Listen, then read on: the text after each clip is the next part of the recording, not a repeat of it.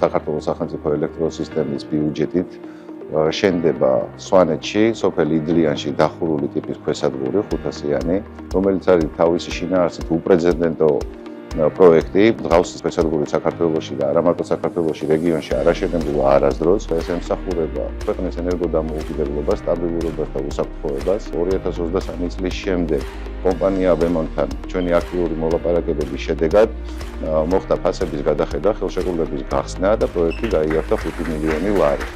რაც გარკვეულწილად ხელისუფლების გონივრული პოლიტიკის ნაწილია და ეფექტია, თითოეული თანხის დაზოგვა და მაქსიმალური ეფექტის მიღება ჩვენი მოქალაქეების და სახელმწიფო სასარგებლოდ.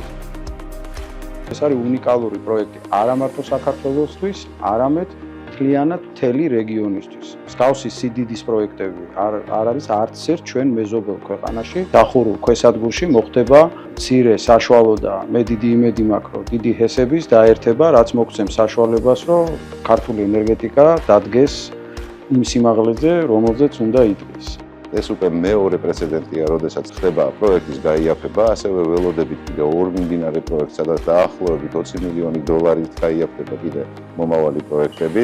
მთელი ეს დაზოგილი თანხები, რა თქმა უნდა, ჩაბრუნდება GS-ის განვითარებაში, საქართველოს ეკონომიკაში და ეს ყველაფერი მოხმარდება საქართველოს ენერგეტიკის განვითარებას. საბოლოო ჯამში ჩვენ ყველა მივახცევთ მიზანს, როდესაც ჩვენი ქვეყანა გახდება თვითქმარი ენერგიის გენერაციის თვალსაზრისით და არა მარტო თვითქმარი, ჩვენ მოვახდენთ საექსპორტო პოტენციალის გაზდას ჩვენი ქვეყნის შიგნით.